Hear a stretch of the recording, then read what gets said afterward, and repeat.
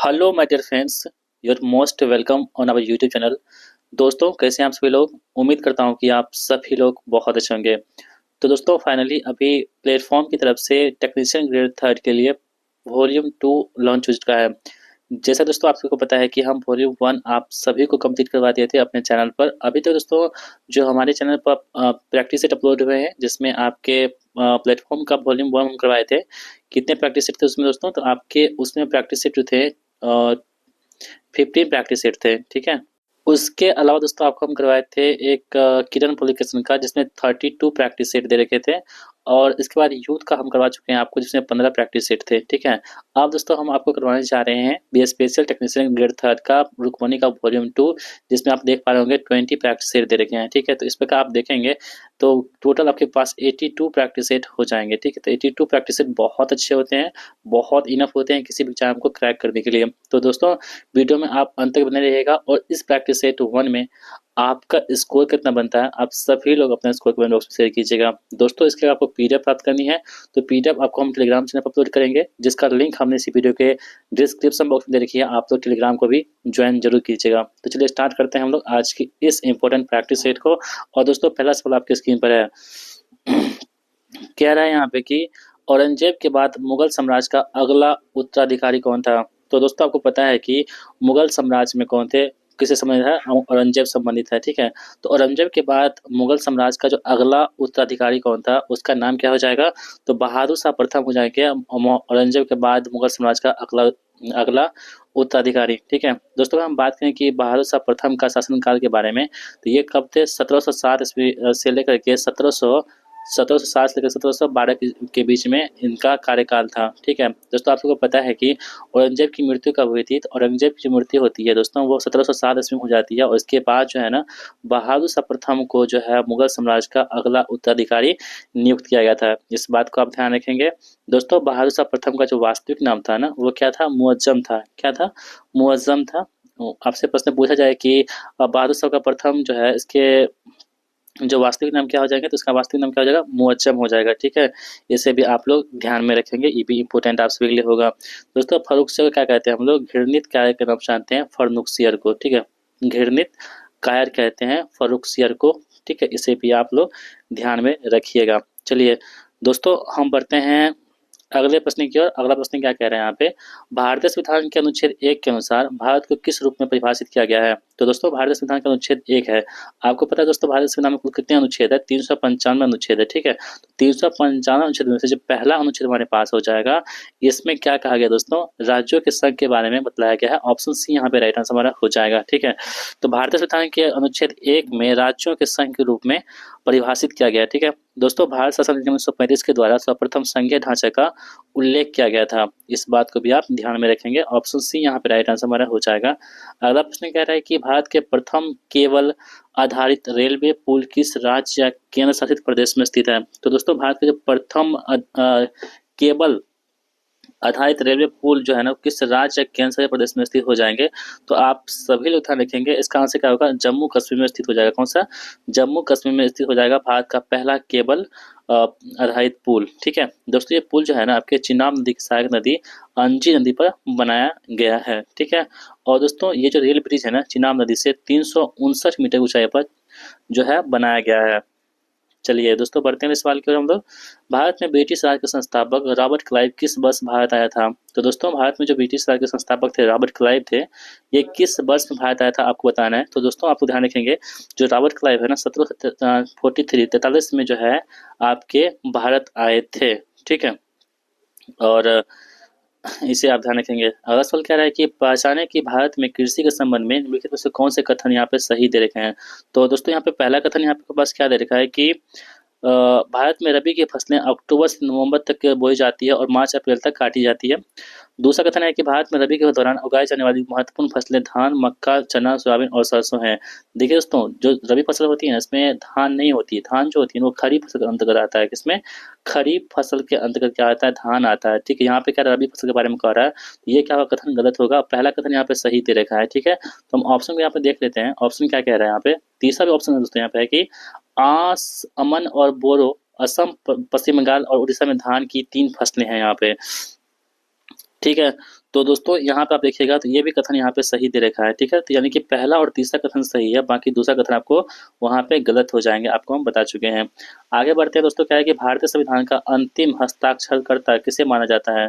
तो भारतीय संविधान का जो अंतिम हस्ताक्षरकर्ता थे वो कौन थे, आपको बताना है दोस्तों। उसका नाम क्या हो जाएगा, सुप्रीम कोर्ट हो जाएगा। कौन है, सुप्रीम कोर्ट जो थे भारत के अंतिम हस्ताक्षरकर्ता यहाँ पे हो जाएंगे, ठीक है। अगला सवाल क्या है दोस्तों कि निम्नलिखित नदियों में से कौन सी एक प्रायद्वीपीय नदी है, ठीक है। कौन सी एक ऐसी नदी है जो प्रायद्वीपीय नदी हो जाएंगे यहाँ पे। तो आप लोग ध्यान रखेंगे, जो ताप्ती नदी हमारे पास है यही क्या होगी, आपके एक प्रायद्वीपीय नदी का उदाहरण यहाँ पे हो जाएगा, ठीक है। और ताप्ती नदी की लंबाई दोस्तों हम बात करें तो 724 मीटर जो है इसकी लंबाई है, कितनी, 724 मीटर ताप्ती नदी की यहाँ पे लंबाई हो जाएगी, ठीक है। और दोस्तों तापी नदी जो है ना, तापी एक होता है, तापी नदी को सूर्यपुत्री के नाम से भी जानते हैं। हाल ही में जारी वैश्विक बौद्धिक संपदा सूचकांक 2024 में भारत किस स्थान पर रहा है।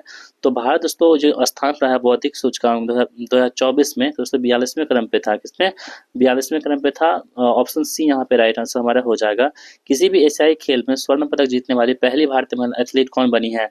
तो किसी भी एशियाई खेल में स्वर्ण पदक जीतने वाली पहली भारतीय महिला एथलीट कौन बनी है, कमलजीत संधू जो है ना, किसी भी एशियाई खेल में स्वर्ण पदक जीतने वाली पहली भारतीय महिला यहाँ पे बन चुकी हैं। आयुष्मान ने मैंग्रोव पारिस्थितिकी तंत्र के अपने पहले वैश्विक मूल्यांकन में डैश के तटीय क्षेत्रों में मैंग्रोव को गंभीर रूप से संकटग्रस्त के रूप में सूचीबद्ध किया है, ठीक है। तो दोस्तों किस कहाँ पे सूचीबद्ध किया है, आप लोग ध्यान रखिएगा। यह है मालदीव्स में, तमिलनाडु में, श्रीलंका में, यानी कि सभी जगह पे यहाँ पे इसने क्या किया था, तो गंभीर रूप से संकटग्रस्त के रूप में से सूचीबद्ध किया है। ऑप्शन डी यहाँ पे हमारे प्रश्न का आंसर हो जाएगा। तो दोस्तों इस प्रकार हमने आप सभी के लिए 10 प्रश्न जो थे जीके के वो हमने कंप्लीट कर लिए हैं। अब हम बढ़ते हैं अगले रीजनिंग की ओर। यहाँ पर श्रृंखला को पूरी कीजिए। 3 7 15 है, फिर वाट का साइन है, फिर 63 है, फिर 127 है, ठीक है। दोस्तों आप देखिएगा यहाँ पे 3 दूनी 6 या प्लस 1 करेंगे कितना होगा, 7 होगा, ठीक है।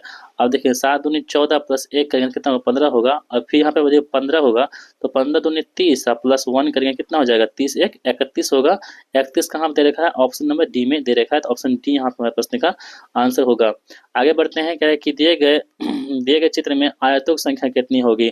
दोस्तों इसको आप ध्यान से देखेंगे तो इसमें कितने आयत हो जाएंगे, ठीक है। देखिए जब इसको आप निकाल दीजिएगा ना, ये वाला चित्र जो है आपको यहाँ पे, ये जो आकृति यहाँ पर आप दिख पा रहे होंगे, ये वाला चित्र को आप निकाल देंगे बाहर, तो ये जो उससे बचता है ना, इसमें 11 आयत होते हैं। कितना, 11 आयत होते हैं। और ये वाला जो है इसमें इसमें दोस्तों आपके पास कितने होते हैं, तो यहाँ पे इसमें होते हैं 5 वर्ग होते हैं, ठीक है। 5 वर्ग होते हैं, प्लस में क्या होते हैं, 4 गो आयत होता है इसमें से, ठीक है। तो यहाँ पे जो है कि कितना आयत हो जाएगा टोटल, तो यहाँ पे देखिएगा 11 आयत यहाँ पे है, ठीक है। और दोस्तों यहाँ पे क्या हो जाएंगे, 5 4 9, तो 5 4 9, 11 9 कितना हो गया, 20 हो गया ना, ठीक है। आप दोस्तों आप सोचिएगा कि आप तो वर्ग लिखा हुआ था, आप तो दोस्तों ध्यान रखिएगा, जो सभी वर्ग होते हैं ना वो क्या होते हैं, आयत होते हैं। तो इसी प्रकार से आप देखिएगा तो ऑप्शन नंबर जो डी हमारे पास है 20, यही हमारे प्रश्न का आंसर हो जाएगा। उस आकृति को चुनिए जो अन्य से भिन्न यहाँ पे दे रखा है, ठीक है। तो दोस्तों आप ध्यान रखेंगे, जो ऑप्शन बी हमारे पास है यही भिन्न होगा, बाकी अन्य कथन जो है, अन्य ऑप्शन जो है वो बिल्कुल सही हो जाएगा, ठीक है। दोस्तों यहाँ पे जो है देखिएगा, तो ये देखिए ये वाली जो है ना इसके विपरीत दे रखी है, जो एरो वाली साइन है, ये जो सर्किल है इसके विपरीत है। यहाँ भी देखिएगा तो इसके विपरीत हो जाएगा, ठीक है। तो यहाँ भी देखिएगा आप तो इसके विपरीत नहीं है ये, बाकी ये इसके विपरीत है, ठीक है। तो इसलिए क्या होगा, अलग होगा, बाकी अन्य कथन यहाँ पे सही हो जाएंगे। प्रश्नों में दिए गए विकल्पों में से संबंधित शब्द अक्षरों की सूचना को संख्या को चुनिए। समाचार पत्र दे रखा है, पाठक है, तो रोटी क्या होगा। दोस्तों जिस प्रकार समाचार पत्र जो है ना पाठक द्वारा पढ़ा जाता है, उसी प्रकार से रोटी जो है उपभोक्ता द्वारा ग्रहण किया जाता है। तो ऑप्शन सी यहाँ पे राइट आंसर हमारा हो जाएगा। अगला प्रश्न कह रहा है कि दिए गए विकल्प में से दिए गए विकल्पों में से बेमेल शब्द अक्षर संख्या को चुनिए। तो कौन सा यहाँ पे बेमेल हो जाएगा, तो आप लोग ध्यान से देखिएगा। जैसे तो जो सेटेलाइट हमारे पास है उपग्रह, ये क्या होंगे, अलग होंगे, जबकि चंद्रमा, पृथ्वी और क्षुद्र ग्रह जो है ये वायुमंडल के भाग होते हैं, यही अलग हो जाएंगे। तो ऑप्शन बी यहाँ पे राइट आंसर हमारा हो जाएगा, ठीक है। चलिए दोस्तों बढ़ते हैं अगले सवाल की ओर। कह रहा है कि यहाँ पे अगला टर्म्स जो है यहाँ पे कौन सी आएगी। तो देखिए 15 से क्या हो गया, 15 और प्लस में क्या करेंगे हम लोग, 2 का क्यूब कर दीजिएगा दोस्तों, तो ये आपके पास 4913 आ जाएगा। उसी प्रकार दोस्तों हम यहाँ पे क्या करेंगे, 8 प्लस 2 का क्यूब कर देंगे, तो कितना हमारे पास हो जाएगा, या पूरे का क्यूब होगा, तो इसे आप कर दीजिएगा आज का क्यूब, तो ये कितना आपके पास हो जाएगा 1000 हो जाएगा। तो 1000 कहाँ पे दे रखा है, ऑप्शन नंबर बी में दे रखा है। आगे बढ़ते हैं, कह रहा है कि एक महिला का परिचय देते हुए रोहन ने श्याम से कहा उसकी एक बेटी और एक बेटा है, मैं उसकी बेटी की बेटी का मामा हूँ। उस महिला का रोहन से क्या संबंध होगा? तो दोस्तों रोहन का संबंध हो जाएगा, उसकी क्या हो जाएगी, माँ हो जाएगी रोहन, ठीक है। ऑप्शन डी यहाँ पे राइट आंसर हमारा हो जाएगा। 17,600 को राजा राम और मोहन के बीच में क्रमशः 6:7:9 के अनुपात में बांटा जाता है, जिसमें मोहन का हिस्सा कितना होगा? देखिए दोस्तों टोटल हमारे पास कितने दे रखी है, 17,600 रुपये दे रखी है, बटा कितना हो जाएगा, 9 7 16 6 कितना होता है, 16 4 20 2 22 हो गया। किसका हमें निकालना है, तो उससे हम गुना कर देंगे, मोहन का निकालना है दोस्तों। मोहन कितनी है, रेशियो वैल्यू 9 है। इसे आप दोस्तों वो कर दीजिएगा, गुना भाग कर दीजिएगा, काट कूट दीजिएगा, तो आपके पास जो आएगा दोस्तों वो 7200 रुपये आ जाएगा, जो ऑप्शन नंबर किसमें दे रखा है, ऑप्शन नंबर डी में दे रखा है। आगे बढ़ते हैं हम लोग। अब से 5 वर्ष बाद पिता की आयु उसके पुत्र की आयु की 3 गुनी हो जाएगी। अब 5 वर्ष पहले पिता की आयु उसके पुत्र की आयु के 7 गुनी थी, तो वर्तमान में उसकी आयु कितनी हो जाएगी? दोस्तों ये भी प्रश्न बहुत ही सिंपल होते हैं, आप इसे आराम से बना सकते हैं। देखिए 5 वर्ष बाद कह रहा है ना, अब से 5 वर्ष बाद कह रहा है, तो हम क्या करेंगे, x+5 कर देंगे, 5 वर्ष बाद हो गया, ठीक है। तो y प्लस भी 5 करेंगे, क्योंकि y हम किसको माने हैं, y दोस्तों यहाँ पे पिता की आयु हो जाएगी y, और वर्तमान पुत्र की आयु क्या माने हम लोग, x माने हैं, ठीक है। तो यहाँ पे कह रहा है कि 5 वर्ष पहले पिता की आयु उसके पुत्र की आयु के 7 गुनी थी, कितनी थी, 7 गुनी थी। तो यहाँ पे कितना हो जाएगा, तो 3x यहाँ से आप निकालिएगा तो 3 गुनी थी ना पहले, 5 वर्ष बाद क्या था कंडीशन, 3 गुनी थी, तो 3 करेंगे यहाँ पे, 3 गुना कर देंगे, तो यहाँ से आप निकालेंगे तो 3x माइनस वाई बराबर कितना हो जाएगा, -10 हो जाएगा, ठीक है। तो पहला कंडीशन हो गया। दूसरा कंडीशन कह रहा है कि 5 साल पहले कह रहा है, तो हम क्या करेंगे, x-5 कर देंगे, और सेम उसी प्रकार से y-5 कर देंगे, जो कह रहा है वही कर देंगे हम लोग। पिता की आयु उसके पुत्र की आयु की 7 गुनी थी, तो यहाँ पर हम 7 से डिवाइड गुना कर देंगे, तो ये कितना हो जाएगा, 7x माइनस कितना हो जाएगा, y बराबर -5 प्लस में 35 हो जाएगा, तो इसकी वैल्यू कितनी आएगी, यहाँ पे हमको 30 आ जाएगी, ठीक है। तो समीकरण जो 2 है और समीकरण 1 है उसको हम माइनस कर देंगे, तो कितना हो जाएगा, तो ये देखिए 7 में से 3 का कितना बचेगा, 4x बचेगा ना, तो 4x, ठीक है, बराबर ये सो कटिए जाएगा, माइनस माइनस बराबर 40 हो जाएगा, ठीक है, हो जाएगा ना, ओके। तो यहाँ पे 40 हो गया, तो यहाँ से x की वैल्यू कितनी हो जाएगी हमारे पास, x की वैल्यू हमारे पास 10 आ जाएगी, ठीक है। जब x की वैल्यू हमारे पास 10 हो जाएगी, तो x का मान हम क्या करेंगे, समीकरण 1 में रख देंगे, ये वाला में, तो कितना हो जाएगा, 10 या 30 माइनस y बराबर -10 हो जाएगा, तो x y की वैल्यू कितनी हो जाएगी यहाँ से 40 वर्ष हो जाएगी। तो हमको क्या प्रश्न पूछा जा रहा था कि उसकी वर्तमान आयु कितनी हो जाएगी, तो दोस्तों उसकी वर्तमान आयु जो हमारे पास हो जाएगी वो 40 और 10 हो जाएगी, जो ऑप्शन नंबर डी में दे रखा है। आगे बढ़ते हैं, कह रहा है कि दिनेश फ्रेंच में 80 में से 68 अंक लाता है, अंग्रेजी में 100 में से 78 अंक लाता है, स्पेनिश में 70 में से 48 अंक और जापानी में 50 में से 28 अंक प्राप्त करता है, तो उसके द्वारा प्राप्त अंकों का कुल प्रतिशत ज्ञात कीजिए, कितना % अंक लाता है। तो दोस्तों कितना लाता है, 68 प्लस में कितना कर देंगे, 78 प्लस में कितना 48, आप प्लस में कितना हो जाएगा 28, आप बट्टा कितना हो जाएगा, तो 80 में से, कहाँ से 80 में से लाता था ना 68, ठीक है। फिर कहाँ करेंगे 100 में से प्लस 70 प्लस 50 कर देंगे, गुना कितना कर देंगे 100 कर देंगे, ठीक है। तो आप इसे कीजिएगा, तो ये 222 बटा कितना हो जाएगा 300 हो जाएगा, ठीक है, गुना कितना हो जाएगा 100 हो जाएगा, तो यानी इसे आप काट कर दीजिएगा, तो 74% इसका आंसर होगा, जो ऑप्शन नंबर सी में दे रखा है। आगे बढ़ते हैं, कह रहा है कि दिए गए वाक्य में उपयुक्त शब्द का चयन करें, करके रिक्त स्थान की पूर्ति कीजिए, मेहनत ही जैस है। तो दोस्तों मेहनत ही यहाँ पे होगा जीवन हो जाएगा, ठीक है। दिए गए शब्द का पर्यायवाची शब्द ज्ञात कीजिए, अंकुश का पर्यायवाची शब्द क्या होगा, अंकुश का दोस्तों क्या होगा, पाबंदी हो जाएगा, ऑप्शन ए यहाँ पे राइट आंसर हमारा होगा। निम्नलिखित में से पूर्ण विराम चिन्ह की पहचान कीजिए, कौन सा चिन्ह यहाँ पे पूर्ण विराम में दे रखी है, तो दोस्तों यहाँ पर आप देखिएगा तो ये वाली चिन्ह जो है पूर्ण विराम में दे रखी है। 9 दिन चले 2.5 कोस, इस लोकोक्ति का अर्थ क्या होता है, तो दोस्तों इसका अर्थ होता है बहुत अधिक सुस्त, ऑप्शन सी यहाँ पे राइट आंसर हमारा होगा। पूर्ववर्ती पद का विलोम शब्द क्या होगा, तो दोस्तों ये पूर्ववर्ती शब्द होता है, इसका विलोम शब्द होता है आपके पास परवर्ती होता है, ऑप्शन बी राइट आंसर होगा। कौन सा स्वर संयुक्त स्वर है, दोस्तों कौन सा स्वर है जो संयुक्त स्वर है हमारे पास, तो जो हमारे पास दुर्गऊ है ना, हर्षव दुर्गऊ, यही क्या आपके पास संयुक्त स्वर यहाँ पे हो जाएंगे। निम्न में से पुल्लिंग शब्द कौन सा होगा? तो दोस्तों आपको ध्यान देना होगा, जो गीत होती है, गीत यही क्या होता है आपके पास पुल्लिंग शब्द होते हैं। स्वार्थ सिद्ध करना अर्थ किस मुहावरे का है? तो दोस्तों स्वार्थ सिद्ध करना अर्थ जो है किस मुहावरे का दे रखा है? तो ये अपना उल्लू सीधा करना होता है, स्वार्थ सीधा करना, ठीक है। निम्नलिखित में से आप शुद्ध वर्तनी का चयन कीजिए। कौन सा वर्तनी यहाँ पे शुद्ध दे रखी है? प्राकथन का दोस्तों शुद्ध दे रखा है हमारे पास, ऑप्शन नंबर ए जो हमारे पास है यही शुद्ध वर्तनी दे रखी है, बाकी अन्य शुद्ध वर्तनी यहाँ पे नहीं है। निम्नलिखित में से कौन सा शब्द शुद्ध वर्तनी का है? फिर से शुद्ध वर्तनी यहाँ पे कहा जा रहा है दोस्तों, तो आप लोग ध्यान रखिएगा, जो प्रज्वलित लिखा हुआ है यही सही लिखा हुआ है, बाकी अन्य सभी यहाँ पे गलत दे रखे हैं, ठीक है। तो आप लोग ध्यान रखिएगा। उज्ज्वल दोस्तों हम कैसे लिखते हैं? उ जो संयुग वल, ये क्या होता है दोस्तों? आपके पास शुद्ध उज्ज्वल होता है, और कई बार आपके एग्जाम में उज्ज्वल भी पूछे गए हैं, तो इसे भी आप लोग ध्यान रखिएगा, ठीक है। दोस्तों समुज्ज्वल की हम बात करें तो स मु जो संयुग वो लो, ऐसे क्या होता है? इसका शुद्ध होता है, ठीक है, तो इसे भी आप लोग ध्यान रखिएगा।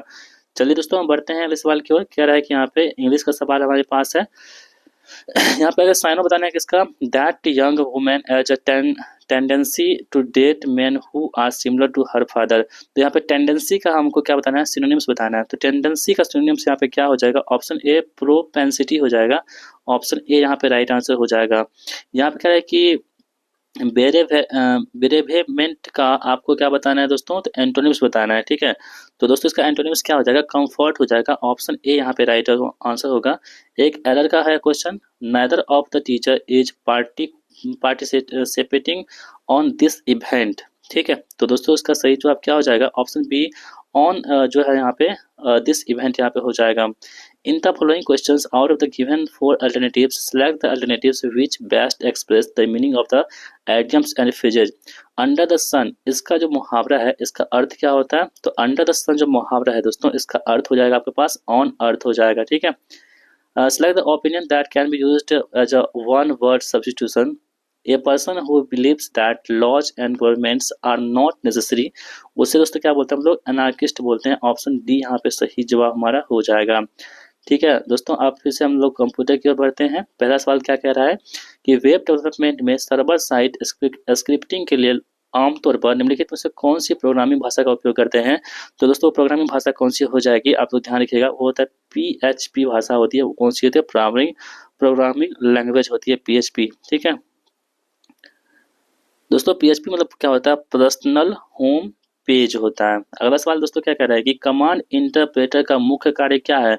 तो जो कमांड इंटरप्रेटर होते हैं इसका मुख्य काम क्या होता है आपको बताना है। इसका मुख्य काम होता है कि अगला उपयोगकर्ता निर्दिष्ट कमांड प्राप्त करना और निष्पादित करना, इसका क्या होता है? मुख्य काम होता है। ऑप्शन सी यहाँ पे सही जवाब हमारा होगा।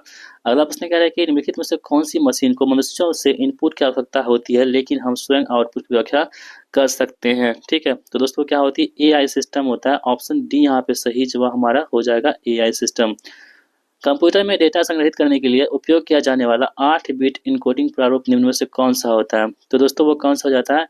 EBC DIC होता है, जो 8 बिट का होता है। ऑप्शन बी हमारे प्रश्न का बिल्कुल सही जवाब हो जाएगा। डेटाबेस को हैक करने या डेटा तक पहुंचने और उसमें हेरफेर करने के लिए हैकर को निम्नलिखित में से कौन सी भाषा जाननी चाहिए? तो दोस्तों हैकर को जो भाषा जाननी चाहिए वो कौन सी भाषा होती है? SQL भाषा जो है हैकर को जाननी चाहिए, ठीक है। स्ट्रक्चर्ड क्यूरी लैंग्वेज उसे बोलते हैं। TCP ICP रेफरेंस मॉडल में कितने परतें मौजूद होती हैं? तो TCP IP रेफरेंस मॉडल में जो परतें मौजूद होती है दोस्तों, वो कितनी मौजूद होती है? 4 परतें यहाँ पे मौजूद होती हैं। निम्न में से कौन सा ईमेल उपयोगकर्ता का उदाहरण है? तो दोस्तों ईमेल जो हो जाएंगे यहाँ पे, तो आउटलुक जो हो जाएंगे वो क्या होंगे? ईमेल उपयोगकर्ता का एक एग्जाम्पल यहाँ पे हो जाएगा। राउटर द्वारा पैकेट की पासवर्ड करने के लिए किस पते का उपयोग करते हैं? तो दोस्तों पते जो होता है हमारे पास वो होता है IP एड्रेस का इस्तेमाल करते हैं हम लोग।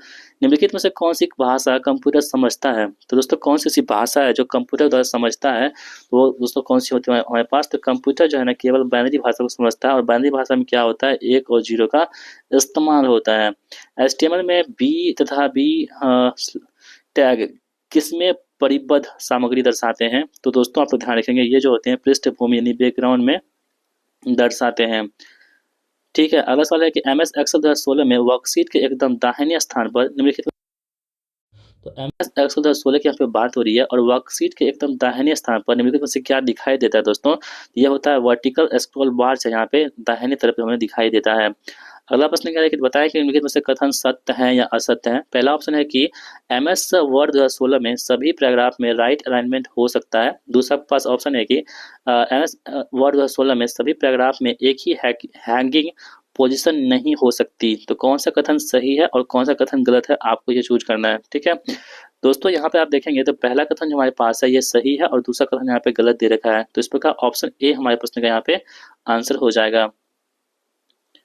अगला प्रश्न है कि किसी ईमेल का रिप्लाई देते समय रिप्लाई और रिप्लाई ऑल के बीच मुख्य अंतर क्या होता है। तो दोस्तों, जब भी आप कभी ईमेल को रिप्लाई देते हैं तो रिप्लाई और रिप्लाई ऑल के बीच में जो मुख्य संबंध होता है वो क्या होता है दोस्तों। मुख्य अंतर जो होता है वो रिप्लाई केवल मूल सेंडर को जवाब भेजता है, जबकि रिप्लाई ऑल मूल ईमेल के सभी रेस्पोंडेंट को जवाब भेजता है। ठीक है, तो ऑप्शन बी यहाँ पे हमारे प्रश्न का आंसर हो जाएगा। चलिए बढ़ते हैं अगले सवाल की ओर। कह रहा है कि इंटरनेट इंटरनेट आर्किटेक्चर मॉडल की किस लेयर के माध्यम से नेटवर्क के बीच पैकेट की रूटिंग की जाती है। तो दोस्तों, किस माध्यम से हम लोग करते हैं, नेटवर्क लेयर के माध्यम से करते हैं। ऑप्शन बी यहाँ पे राइट आंसर हमारा हो जाएगा। अब दोस्तों इलेक्ट्रीशियन का सवाल है हमारे पास है। कह रहा है कि निम्नलिखित में से कौन 50 एम्पीयर धारा को प्रवाहित करने के लिए उचित तांबे का तार होता है। तो 50 एम्पीयर की धारा को प्रवाहित करने के लिए जो उचित तांबे का जो तार होता है वो क्या होता है दोस्तों, वो होता है 16 mm² का जो तार होता है। ठीक है, डीसी मोटर में प्रवर्तक का क्या उद्देश्य होता है। दोस्तों, डीसी मोटर में जो प्रवर्तक होते हैं इसका क्या उद्देश्य होता है, आप लोग ध्यान रखिएगा। प्रारंभिक धारा को नियंत्रित करना। ठीक है, डीसी मोटर में जो प्रवर्तक होते हैं इसका प्रमुख काम क्या होता है, तो प्रारंभिक धारा को नियंत्रित करना। ठीक है, ऑप्शन डी यहाँ पे सही जवाब होगा। किसी केबल का कुचालक पदार्थ छीलने के लिए चाकू किस कोण पर रखनी चाहिए। तो किसी भी केबल का जो कुचालक पदार्थ होते हैं उसको छीलने के लिए चाकू जो है वो किस कोण पर रखना चाहिए दोस्तों। वो चाकू जो होती है हमारे पास 20 डिग्री से कम कोण पे रखनी चाहिए। ऑप्शन बी सही जवाब हमारा हो जाएगा।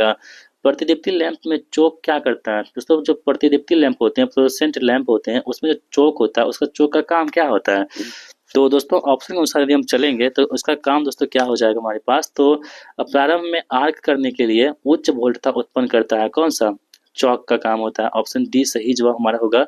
किसी विद्युत उपकरण में तापन अवयव में कौन सा गुण होनी चाहिए। तो किसी भी विद्युत उपकरण में तापन अवयव जो होता है उसमें कौन सा गुण होना चाहिए दोस्तों, आप तो ध्यान रखिएगा। वो होता है उच्च प्रतिरोधकता यानी कि हाई रेसिस्टिविटी होनी चाहिए। ठीक है, ऑप्शन डी सही जवाब हमारा हो जाएगा। ट्रांसफार्मर में टेप चेंजर का काम क्या होता है। तो दोस्तों ट्रांसफार्मर में हम टेप चेंजर लगाते हैं, इसका काम क्या होता है आपको ये बतलाना है। तो आप सभी लोग ध्यान रखेंगे, जो वोल्टेज को घटाना या बढ़ाना जो होती है वो टेप चेंजर का काम होता है किसमें, ट्रांसफार्मर में। ऑप्शन डी सही जवाब हमारा हो जाएगा।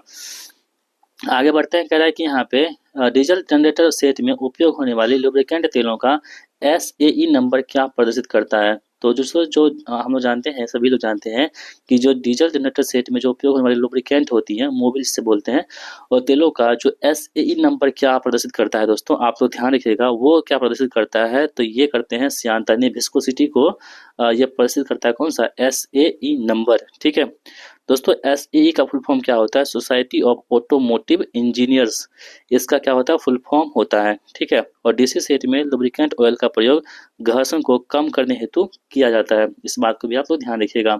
कैंडेला निम्न में से किसकी इकाई होती है। तो आप सभी को पता है दोस्तों, कैंडेला जो होती है ज्योति तीव्रता ल्यूमिनस इंटेंसिटी का क्या होता है, इसकी इकाई होती है। ऑप्शन डी हमारे प्रश्न का बिल्कुल सही जवाब यहाँ पे हो जाएगा।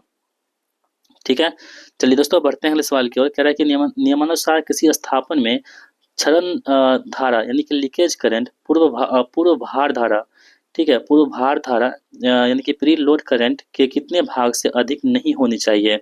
तो दोस्तों ये जो कितने भाग से नहीं होनी चाहिए आप ध्यान रखेंगे, 1/5 या पार्ट से अधिक नहीं होनी चाहिए।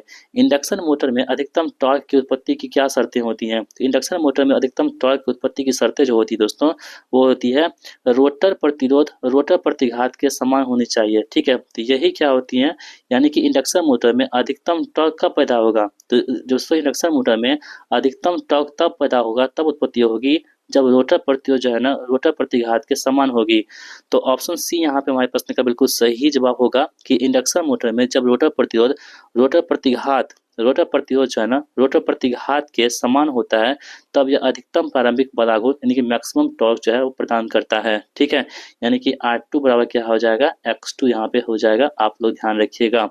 अगला सवाल दोस्तों कह रहे हैं यहाँ पे कि एक 6 पोल अल्टरनेटर 1000 आरपीएम की चाल से चल रहा है। यह एक फेज वाइंडिंग के साथ 3 स्लॉट प्रति पोल रखता है। यदि प्लेट यदि प्रत्येक स्लॉट 20 डिग्री दूर है तो वितरण गुणांक ज्ञात कीजिए। दोस्तों वितरण गुणांक आपको निकालना है, आप निकाल दीजिएगा 0.96 इसका आंसर हो जाएगा। एक जनरेटिंग स्टेशन इंटरकनेक्टेड होता है। तो एक जो जनरेटिंग स्टेशन होता है वो इंटरकनेक्टेड होता है। किससे इंटरकनेक्टेड होता है? तो ये आपूर्ति की विश्वसनीयता के लिए क्या होती है? कनेक्टेड होता है। ऑप्शन ए यहाँ पे सही जवाब हमारा हो जाएगा। चलिए आगे बढ़ते हैं। कह रहा है कि मुख्य संरचना लाइन के दोनों ओर संचरण लाइन फीडिंग पावर को डैश कहा जाता है, यानी कि the transmission line feeding power on either side of the main transmission line is called. उसे क्या कहते हैं दोस्तों? उसे हम लोग क्या बोलते हैं? आप लोग ध्यान रखेंगे अच्छी तरीके से। उसे बोलते हैं सेकेंडरी ट्रांसमिशन। ऑप्शन बी यहाँ पे हमारे प्रश्न का आंसर होगा। आगे बढ़ते हैं। कह रहे हैं कि 900 आरपीएम पर चल रही 50 हर्ट्ज 6 ध्रुव 3 फेज प्रेरण मोटर की तकरीबन दक्षता कितनी होगी, यानी कि इफिशियंसी यहाँ पे आपको निकालनी है। ठीक है, तो दोस्तों हमारे पास कितनी दे रखी है? एनआर हमारे पास कितना है? तो 900 आरपीएम दे रखी है। ठीक है, फ्रीक्वेंसी हमारे पास कितनी है? 50 हर्ट्ज की क्या फ्रीक्वेंसी दे रखी है। और पोल हमारे पास कितना दोस्तों? पोल की संख्या हमारे पास कितनी है? 6 है। ठीक है, तो हम लोग को पता है कि एन एस बराबर क्या होता है? 120 एफ बाय क्या होता है? पी होता है। इसी फॉर्मूला पर हम क्या करेंगे? पुट कर देंगे। तो पुट करेंगे दोस्तों कितना हो जाएगा? 120 एफ की वैल्यू कितनी हमारे पास है? 50 दे रखी है। ठीक है, बट्टे में कितना हो जाएगा? तो 6 हो जाएगा। तो यहाँ से कितना हो जाएगा? 1000 आरपीएम यहाँ पे हो जाएगा। ठीक है, अब दोस्तों हम लोग जानते हैं कि दक्षता हम कैसे निकालते हैं, एफिशिएंसी निकालते हैं कैसे। तो एन आर बटा कितना हो जाएगा? एन एस गुना कितना होता है? 100। तो एन आर हमारे पास कितना है? 900 है। एन एस कितना निकाले हम लोग? 1000 निकाले हैं। और गुना कितना कर देंगे? 100 कर देंगे। तो आप काट दीजिएगा यहाँ से, तो कितना हो जाएगा? ये 90% यहाँ की निकल के आ जाएगा। ठीक है, तो यहाँ पे 90% इसका आंसर होगा क्या होगा? दक्षता। अगला प्रश्न कह रहे हैं यहाँ पे कि ओवरलोड लाइन में उपयोग होने वाले इस्पात के नलिकाकार पोत कितनी दूरी पर होते हैं। तो दोस्तों ये जो होते हैं आपके पास 50 से 80 मीटर की दूरी पर होते हैं। ऑप्शन डी हमारे प्रश्न का बिल्कुल सही जवाब हमारे यहाँ पे हो जाता है। ठीक है, डीसी शंट जनित्र के चुंबकन अभिलक्षणिक वक्र किन चीजों के बीच संबंध दिखाती है। तो दोस्तों ये जो संबंध दिखाती है हमारे पास y अक्ष पर प्रेरित ईएमएफ और x अक्ष पर क्षेत्र धारा के बीच में क्या करती है? संबंध दिखाती है। ऑप्शन डी सही जवाब हमारा होगा यहाँ पे। प्रकाश स्रोत से किसी सतह पर प्रतिदीप्ति किस पर निर्भर करती है। तो प्रकाश स्रोत से किसी सतह पर प्रतिदीप्ति जो है किस पर निर्भर करती है? तो ये निर्भर करती है आपके दूरी के वर्ग के प्रतिलोम समानुपाती क्या करते हैं? तो निर्भर करती है। एकल फेज ऊर्जा मापी को जब 1.2 किलोवाट पहाड़ से संबंधित किया जाता है तब उसकी डिस्क 7 मिनट 30 सेकंड में 600 घूर्णन करती है। मापी नियतांक क्या होगा? दोस्तों मापी नियतांक यहाँ पे क्या होगा? तो आप तो ध्यान रखेंगे ये कितना हो जाएगा? 4000 यहाँ पे हो जाएगा। ठीक है, अगला सवाल यहाँ पे कह रहा है कि एक 8 पोल प्रत्यावर्तक 375 आरपीएम पर घूम रहा है। यदि पोलों की संख्या दुगुनी कर दी जाए तो नवीन आवृत्ति कितनी हो जाएगी। तो दोस्तों ये भी सिंपल सवाल हमारे पास है। एन की वैल्यू हमारे पास कितनी दे रखी है? 875 आरपीएम दे रखी है ना। पी हमारे पास कितनी दोस्तों? पी हमारे पास 8 दे रखी है। ठीक है, और जो हमारे पास 2p है यानी 2p है वो कितनी हो जाएगी? 16 हो जाएगी। क्योंकि दोस्तों यहाँ पे क्या है? दोगुनी कर दी जाए ना, तो दोगुनी कर दी जाए तो पोलों की संख्या कितनी हो जाएगी? टू पी कितना हो जाएगा? 16 यहाँ पे हो जाएगा। तो क्योंकि पी हमारे पास 8 था, दुगुना कर दिया तो क्या हो गया? 16 हो गया। अब हमको पता है दोस्तों कि एन एस बराबर क्या होता है? एन एस बराबर होता है 120 एफ बाय क्या होता है? पी होता है। इस फॉर्मूला आप पुट कर दीजिए, आपका आंसर आ जाएगा। एन एस की वैल्यू कितनी है? 375 है। और 120 करेंगे। फ्रीक्वेंसी हमारे पास कितनी दे रखी है? फ्रीक्वेंसी दोस्तों ऑलरेडी हमारे पास जो है ना गिवन है। फ्रीक्वेंसी हमको निकालनी है ना, फ्रीक्वेंसी हमको निकालनी है। एफ है यहाँ पे। अब बट्टे में कितना हो जाएगा दोस्तों? 16 हो जाएगा। तो ये 375 गुना 16 हो जाएगा। अब बट्टे में कितना? 120 हो जाएगा। तो यहाँ से 50 हर्ट्ज की क्या हो जाएगी? आवृत्ति हो जाएगी, जो ऑप्शन नंबर डी में गिवन है। ठीक है, डीसी चालन की गति नियंत्रण के लिए इनमें से कौन सी विधि दक्षता और उच्चतम वोल्टेज नियमन प्रदान करती है। ठीक है, तो दोस्तों कौन सी गति करती है? ये होती है आर्मेचर वोल्टता नियंत्रण करती है। ऑप्शन ए यहाँ पे सही जवाब होगा। किसी ट्रांसफार्मर में प्राथमिक टर्न्स प्रति वोल्ट का मान 8 है। यदि प्राथमिक वोल्टेज 110 वोल्ट तथा द्वितीय वोल्टेज 25 वोल्ट हो तो सेकेंडरी के टर्न्स की संख्या कितनी हो जाएगी? दोस्तों सेकेंडरी में जो टर्न की संख्या हो जाएगी वो आपके पास 200 हो जाएगी। कितनी? 200 हो जाएंगी। निम्न में से किस उत्पादन प्लांट का रनिंग खर्च सबसे कम होता है? तो दोस्तों जो रनिंग खर्च कम होता है हमारे पास वो होता है हाइड्रो इलेक्ट्रिकल। रनिंग खर्च क्या होता है? बहुत ही कम होता है। तापीय उत्पादन प्लांट में वाष्प टरबाइन का काम क्या होता है? तो दोस्तों इसमें जो वाष्प टरबाइन होते हैं इसका एक प्रमुख काम क्या होता है? उष्मा ऊर्जा को यांत्रिक ऊर्जा में बदलना वाष्प टरबाइन का क्या होता है? प्रमुख काम होता है। 60 कैंडल पावर के स्रोत द्वारा उत्सर्जित कुल फ्लक्स कितना होगा? 60 कैंडल पावर के स्रोत द्वारा उत्सर्जित जो कुल फ्लक्स है वो कितना हो जाएगा? तो 754.2 LM हो जाएगा। ठीक है, एक ऊंचाई ट्रांसफार्मर के द्वितीय के संदर्भ में कौन सा कथन यहाँ पे सही दे रखा है? तो दोस्तों ये जो है ना वोल्टता बढ़ती है, धारा कम होती है और केवीए क्या होती है? स्थिर होती है। ऑप्शन बी यहाँ पे हमारा आंसर हो जाएगा। आगे बढ़ते हैं, कह रहा है कि लघु पिच कुंडलन प्रत्यावर्तकों में क्या हानि होगी? तो दोस्तों इसमें क्या हानि हो जाएगी, आप सभी लोग ध्यान रखेंगे। इसमें हानि होगी, कुल वोल्टता क्या होगी यहाँ पे? कम हो जाएगी।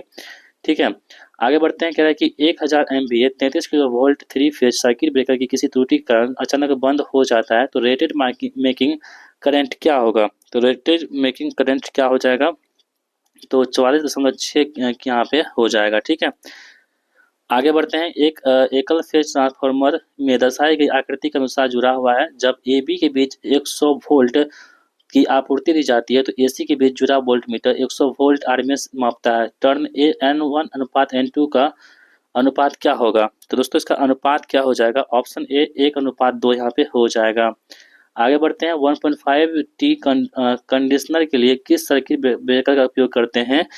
तो दोस्तों वो हम लोग करते हैं 20 एम्पियर का यहाँ पे उपयोग करते हैं। किसी डीजल जनरेटर सेट में यदि सफेद धुआं दिखाई देता है तो वह सूचित करता है कि, तो वह क्या सूचित करता है? दक्ष दहन कक्ष में क्या है? यहाँ पे पानी है। ठीक है, यानी कि जो धुआं दिखाई देगा ना तो ये सूचित क्या करेगा कि दहन कक्ष में क्या है? यहाँ पे पानी जमा हुआ है। आगे बढ़ते हैं, यहाँ पे क्या किसी बेडरूम में कितने सॉकेट लगा सकते हैं? तो कोई भी बेडरूम होता है हमारा तो उसमें हम कितने जो सॉकेट लगा सकते हैं? तो ऑप्शन के अनुसार दोस्तों हम सी यानी कि 6 एम्पियर का 3 नग और 16 एम्पियर का 1 नग लगा सकते हैं। ठीक है, ऑप्शन सी यहाँ पे सही जवाब होगा। विद्युत स्थापन पर ध्रुवता परीक्षण करते समय किन क्रियाकलापों का पालन किया जाता है? तो दोस्तों इसका आंसर होगा बल्ब निकाल देना, बोरों में स्विच लगा देना, पंखे के नियंत्रक को ऑफिस ऑफ स्थिति में रखना। इसका आंसर हो जाएगा। सिंगल फेज ट्रांसफार्मर में पूर्ण भार ताम्र हानि किस परीक्षण से ज्ञात हो सकती है? तो दोस्तों वो परीक्षण कौन सा होगा? शॉर्ट सर्किट टेस्ट से हम लोग ज्ञात कर सकते हैं किसमें? सिंगल फेज ट्रांसफार्मर में पूर्ण भार हानि को। ठीक है, डबल क्रेज पिंजर प्रेरणा मोटर के साथ DOL स्टार्टर किस शक्ति तक मोटर के साथ लगाया जा सकता है? तो दोस्तों ये कितना 1.5 किलोवाट तक यहाँ पे लगाया जा सकता है। बड़े आकार के 3 फेज इंडक्शन मोटर में स्लिप का मान कितना होता है? तो स्लिप का मान जो होता है वो 1.5 टू कितना होगा? 2.5% के बीच में होता है। भारतीय विद्युत नियम के अनुसार उच्च वोल्टता लाइन पर किसी मार्ग पर जमीन से कितना न्यूनतम ऊंचाई पर होनी चाहिए? तो दोस्तों ये होनी चाहिए कितनी? 20 फीट की ऊंचाई पर होनी चाहिए। अधिक वोल्टता पतन कराने वाली युक्ति कौन सी होती है? तो दोस्तों ये होती है कौन सी? UGT होती है। कौन सी होती है? UGT होती है। ठीक है, 15 एम्पियर रेटिंग से अधिक रेटिंग वाले आउटलेट को किस तरह से जोड़ा जाना चाहिए? तो दोस्तों ये होती है कौन सी? एक DP स्विच से जो है यहाँ पे जोड़ा जाना चाहिए। ठीक है, 400 MVA 20 किलो वोल्ट के अल्टरनेटर में सिंक्रोनस प्रतिघात 0.3 PU है। 200 MVA और 40 किलो वोल्ट के धारा पर सिंक्रोनस प्रतिघात कितना हो जाएगा? तो दोस्तों आपको ध्यान से देखना होगा, इसका प्रतिशत कितना हो जाएगा? 2.4 PU यहाँ पे हो जाएगा। ठीक है, किसी स्थापना भू संपर्कन प्रतिरोध कम करने के लिए निम्न में से कौन सी विधि उपयुक्त होती है? तो दोस्तों ये विधि होती है, ये अनेक भू इलेक्ट्रोड समांतर में जोड़ना, यही क्या होती है यहाँ पे उपयुक्त होती है। विद्युत फेजिया प्रेरण मोटर में जिसमें स्टार डेल्टा स्टार्टर लगा है, प्रत्येक कुंडलन के छोरों पर वोल्टता कितनी होती है?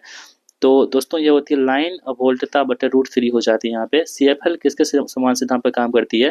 जो CFL हमारे पास होता है वो प्रतिदीप्ति लैंप के सिद्धांत पर काम करती है। ऑप्शन बी यहाँ पे राइट आंसर हमारा होगा। अच्छे कुचालक पदार्थ में निम्न में से कौन सा गुण होना चाहिए? तो अच्छे जो कुचालक पदार्थ होते हैं उसमें जो गुण होना चाहिए वो उच्च भंजन वोल्टता यानी कि हाई ब्रेकडाउन वोल्टेज होनी चाहिए। ऑप्शन सी यहाँ पे राइट आंसर हमारा होगा। भरी हुई गैस वाले लैंप में किस तापमान के बाद गैस वाष्पीकृत हो जाती है और लैंप काला पड़ जाता है? तो दोस्तों आप ध्यान रखेंगे, जो 2000 डिग्री सेंटीग्रेड के बाद जो है ना वो गैस वाष्पीकृत हो जाती है और जो लैंप होता है वो काला पड़ जाता है। ठीक है, अगला सवाल कह रहे हैं यहाँ पे कि एक संचन लाइन में अब उपकेंद्र पर 3 फेज ट्रांसफार्मर का कौन सा कनेक्शन किया जाता है? तो दोस्तों ये कनेक्शन होता है कौन सा? हमारे पास स्टार डेल्टा कनेक्शन होता है। ऑप्शन ए यहाँ पे राइट आंसर हमारा हो जाएगा। विद्युत गीजर में ताप नियंत्रक किस तरह जुड़ा होता है? तो दोस्तों विद्युत गीजर में ताप नियंत्रक जो होते हैं ये तापन अवयव के श्रेणी में क्या होते हैं? जुड़े होते हैं। ठीक है, कैपेसिटर स्टार मोटर की दिशा क्या बदलने से विपरीत की जा सकती है? कैपेसिटर स्टार मोटर की दिशा क्या बदलने से विपरीत की जा सकती है? दोस्तों आप ध्यान रखेंगे, तो धावी कुंडलन अथवा प्रारंभिक कुंडलन के बीच में संबंध बदलने से क्या होती है, बदली जा सकती है। अगला सवाल आपके पास है कि निम्न में से कौन सा भूमिगत केबल अधिकतम वोल्टता ले सकता है? तो दोस्तों जो ऑयल सप्लाई केबल है ना, ये क्या कर सकती है, अधिकतम जो है वोल्टता ले सकता है। ऑप्शन डी यहाँ पे सही जवाब हमारा होगा। डीसी जनित्र में क्रम विनियक का क्या काम होता है? दोस्तों डीसी जनित्र में जो क्रम विनियक होता है, इसका काम क्या होता है, प्रमुख काम होता है इसका एसी को डीसी में परिवर्तन करना होता है, ठीक है। और दोस्तों आज की इस प्रैक्टिस से इसका लास्ट सवाल हमारे पास होगा कि एक ट्रांसफार्मर में पूर्ण भार हानि 1000 वाट है, तो आधे भार पर हानि कितनी होगी? दोस्तों ये प्रश्न बहुत ही ज़्यादा इंपॉर्टेंट है और आसान भी है, तो हम चाहते हैं कि इसका आंसर आप सभी लोग देंगे कहाँ पे, कमेंट बॉक्स में। देखते हैं कि कितने लोग इसका आंसर दे पाते हैं। बाकी यदि आपको नहीं पता है दोस्तों, तो आप लिख दीजिए कमेंट बॉक्स में, नहीं पता है तो हम क्या करेंगे, आपका कमेंट बॉक्स में इसका आंसर दे देंगे, ठीक है। तो बाकी दोस्तों आपको ये वीडियो कैसा लगा है, उम्मीद करता हूँ ये प्रैक्टिस सेट आपको अच्छा लग रहा होगा। दोस्तों मैं आप सभी के लिए बहुत मेहनत करते हैं, तो प्लीज़ आपसे रिक्वेस्ट करते हैं वीडियो को लाइक कर दीजिएगा। आप चैनल पर नए हैं, चैनल को सब्सक्राइब भी कर लीजिएगा, क्योंकि वीडियो बहुत लोग देखते हैं लेकिन सब्सक्राइब नहीं करते हैं। तो प्लीज़ आपसे रिक्वेस्ट है कि आप वीडियो को लाइक कीजिएगा और उसको शेयर भी कीजिए थोड़ा-सा, और चैनल को सब्सक्राइब भी कीजिए। तो चलिए मिलते हैं नेक्स्ट वीडियो में, तब तक के लिए जय Hind. Thank you so much.